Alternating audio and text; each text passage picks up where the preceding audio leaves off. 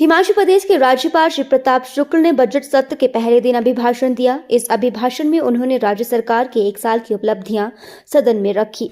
राज्यपाल के अभिभाषण के बाद मुख्यमंत्री सुखविंदर सिंह सुक्खू ने कहा कि उनकी सरकार व्यवस्था परिवर्तन के नारे को लेकर आगे बढ़ रही है। उन्होंने अभिभाषण में उन परिणाम का उल्लेख किया है जो 1 साल में हमें नजर आए हैं। उन्होंने कहा कि खराब आर्थिक स्थिति के बावजूद हिमाचल प्रदेश सरकार ने बेहतरीन काम किया है।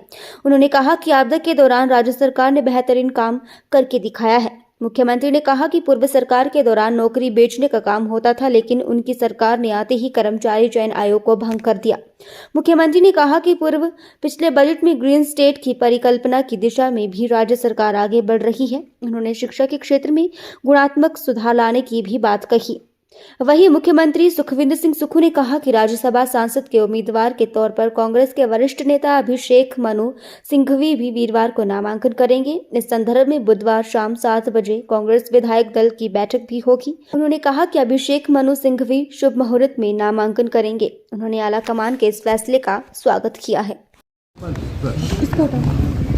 1 वर्ष में हमारी सरकार ने जो व्यवस्था परिवर्तन किया है और उस व्यवस्था परिवर्तन के स्वरूप जो परिणाम आज सामने आया है उसका उल्लेख राज्यपाल के अभिभाषण में किया गया है। व्यवस्था परिवर्तन की नींव हमने अपने पहले बजट में दर्शाई थी और आत्मनिर्भर हिमाचल की दिशा में हम आगे बढ़ रहे हैं। निश्चित तौर पर मैं कह सकता हूँ कि कठिन आर्थिक परिस्थितियों के बाद भी हमने जब आपदा आई लोगों को राहत पहुंचाई, भ्रष्टाचार पर लगाम लगाई, जिस सबॉर्डिनेट सिलेक्शन बोर्ड में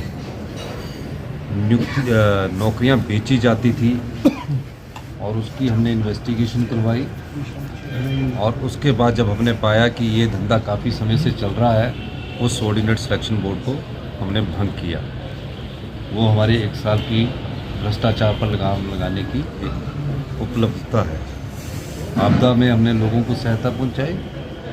उसके अलावा ग्रीन स्टेट का जो हम परिकल्पना करके चले हैं उस दृष्टि से एक सोच समाज में भी बनी है और हम उसमें आगे बढ़ रहे हैं। शिक्षा के स्तर में, गुणात्मक स्तर में सुधार करने के लिए शिक्षा के संस्थान खोल दीजिए, लेकिन उनकी शिक्षा में अगर गुणात्मक सुधार नहीं होगा तो आपको उसका काफ़ी नुकसान भविष्य में भुगतना पड़ेगा। हमने इस चीज़ को पहचाना और शिक्षा के स्तर में गुणात्मक सुधार करने के लिए हमने नियमों में परिवर्तन किया, कानून में परिवर्तन किया और आज हम कह सकते हैं कि अगला जो एकेडमिक सेशन होगा उसमें पहली क्लास से इंग्लिश मीडियम शुरू किया जाएगा। 6 वर्ष के बच्चे को मेंटल स्ट्रेस छोटी उम्र में न डाला जाए, तो उस मेंटल स्ट्रेस से राहत दिलाने के लिए 6 वर्ष की कम आयु के बच्चे को पहली कक्षा में एडमिशन मिलेगा। लोग तंग आते थे राजस्व में, अपना इंतकाल करवाना है, अपनी डिमार्केशन करवानी है, अपनी तकसीम करवानी है, अपनी दुरुस्ती करवानी है और हमने राजस्व लोक अदालतें लगाकर 95,000 के करीब इंतकाल के केसेस जो है उनको लोगों के रजिस्टर किया। पहले लोग पटवारियों के पीछे घूमते थे, कानूनों के पीछे घूमते थे, पूरा दिन बैठे रहते थे। निश्चित तौर पर इसका लाभ आम लोगों को मिला। हमारी सरकार आम लोगों की सरकार है। लोगों की अंतिम आवाज़ को पहचान कर हम अपना बजट का प्रोविज़न करते हैं। जो अनाथ बच्चे थे, जो कभी ज़िंदगी में सोच नहीं सकते थे कि उनके लिए भी कोई सरकार ऐसी योजना लाएगी, योजना को तो हम लाए ही हैं, लेकिन हिंदुस्तान का पहला अनाथ बच्चों को जो शिक्षा देने का संबंध है, जब उसकी उम्र परिपक्व हो जाएगी 27 साल तक, सारा खर्चा उसका सरकार लाएगी। इस प्रकार की योजनाएं हमने समाज के हित में लाई है। ये हमारी 1 साल की उपलब्धता है। इसके अलावा जो विधवा नारी है, जिनके आवास नहीं है, उनके लिए भी हम एक योजना लेकर आए हैं। सर अभिषेक नामांकन कल होगा।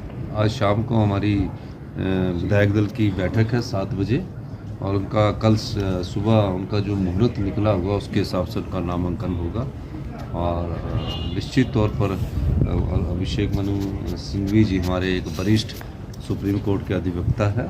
पार्टी ने उन्हें उम्मीदवार बनाया। हम सब लोग उसका स्वागत करते हैं। Thank you.